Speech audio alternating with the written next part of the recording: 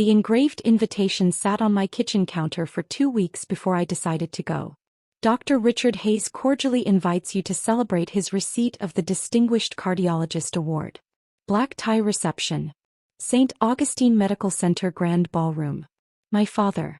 Being honored for saving hearts while he'd spent 6 months telling me my heart condition was nothing to worry about. "You're coming, aren't you?" Mom had asked during her weekly check-in call.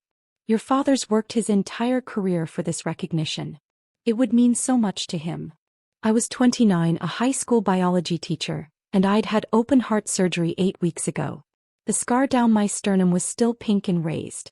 I couldn't lift anything over 10 pounds. I got winded walking upstairs. But Dad needed me there. "I'll come," I said quietly. "Wonderful. And Emma, please don't, talk too much about the surgery. People want to celebrate your father's achievements, not hear about medical procedures." My medical procedure. The aortic valve replacement that had required stopping my heart, putting me on bypass and sawing through my sternum. The operation that came after 6 months of worsening symptoms. Chest pain, shortness of breath, fainting spells. That Dad had dismissed as anxiety and deconditioning. "I'm a cardiologist, Emma," he'd said when I'd begged him to take my symptoms seriously. "I think I know the difference between a cardiac event and a panic attack. You're 29. Your heart is fine." My heart wasn't fine. The bicuspid aortic valve I'd been born with had deteriorated to critical stenosis. By the time I'd collapsed at school and been rushed to the ER, my ejection fraction was 35%. Another month and I would have been in heart failure. But Dad called it a small operation when he told colleagues about it. Minor valve issue. Routine fix. The night of the ceremony, I dressed carefully in a navy gown that hid how much weight I'd lost. The fatigue was still overwhelming. Cardiac surgery recovery took months. Dr. Chin had warned me.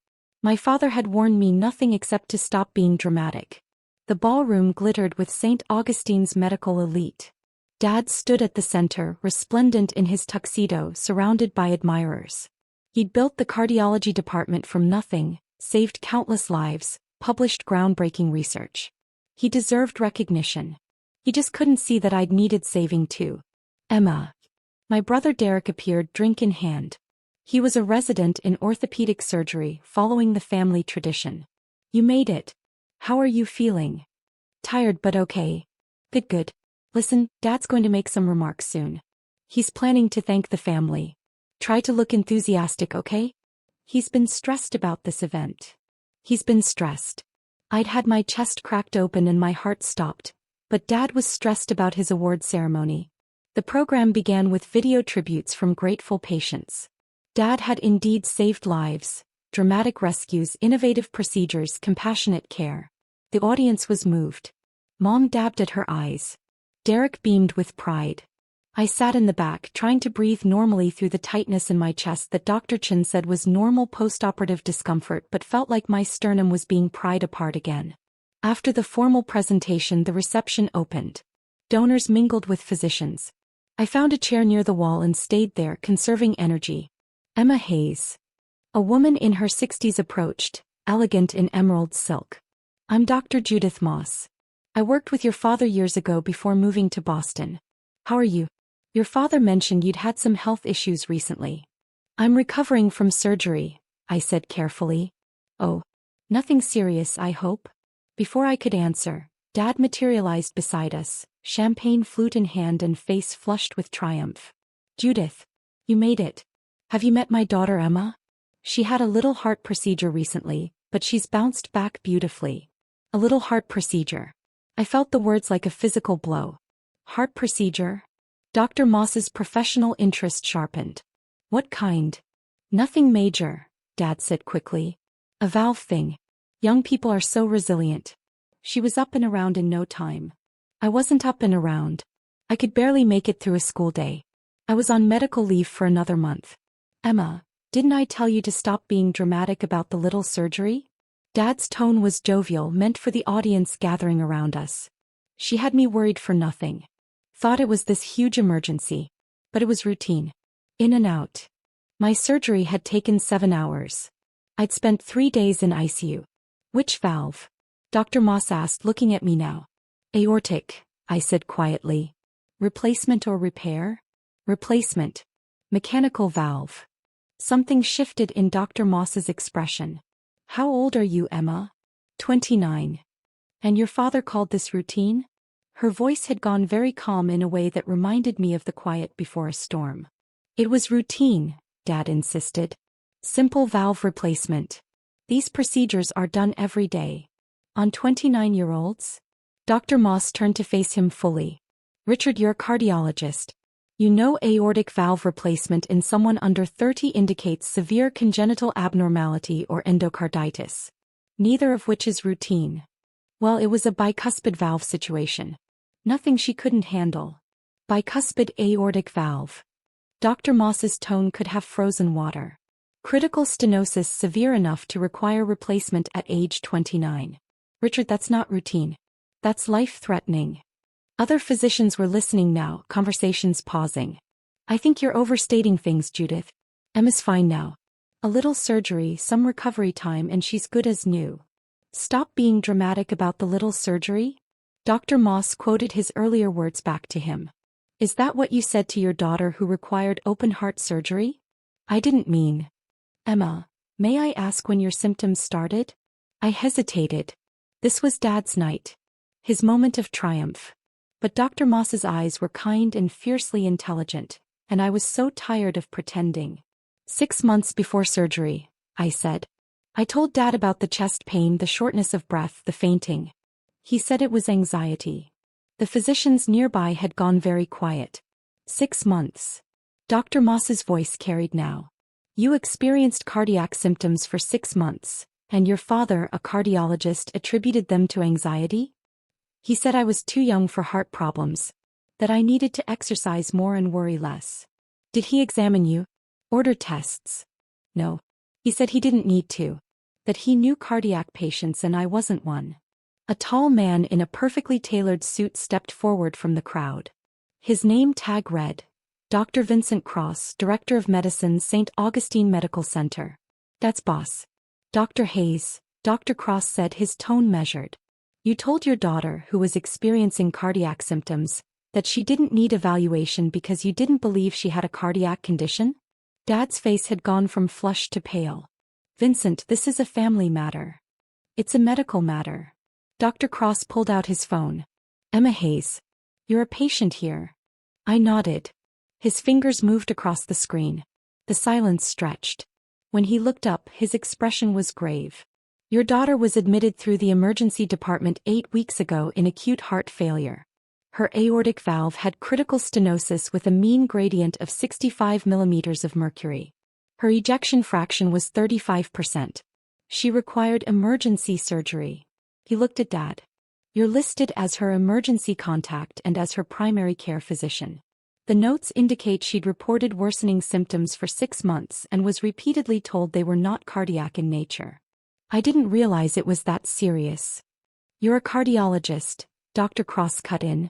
A young patient presents with chest pain, syncope and progressive dyspnea. You didn't order an echo? An EKG? You diagnosed anxiety without a single cardiac workup.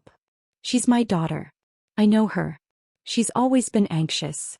She was in heart failure. Dr. Cross's voice was steel. According to these notes, by the time she reached the ear, she was hours away from cardiogenic shock. The cardiac surgeon documented that the delay in diagnosis significantly increased surgical risk. Dr. Moss had pulled out her own phone, reading something. The surgical notes say Emma's valve was severely calcified with restricted leaflet motion. That doesn't happen overnight. This was progressive deterioration over months.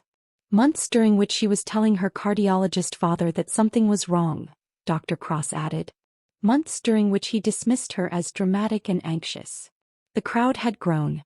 I recognized hospital board members, department chiefs, donors who'd paid thousands for tables at this event. Richard, Dr. Cross continued, tonight you received an award for exceptional patient care.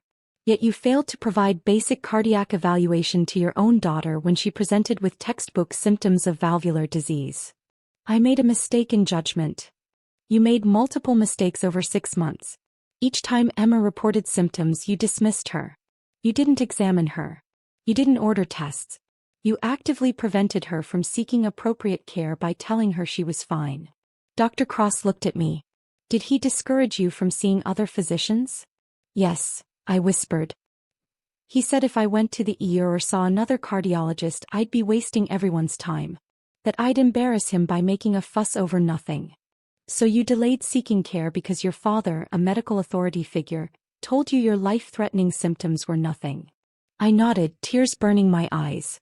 Dr. Cross turned back to Dad. This isn't just poor judgment. This is medical negligence that nearly killed your daughter. And tonight, at an event honoring your clinical excellence, you characterized her open-heart surgery as a little operation, and told her to stop being dramatic. Vincent, please. Not here. Not tonight. Especially here. Especially tonight. Dr. Cross's voice rang through the ballroom. We're honoring physicians who exemplify the best of medicine. But excellence in the OR means nothing if you can't recognize when someone in your own home is dying. Dr. Moss stepped forward. I serve on the state medical board. This is exactly the kind of case we review.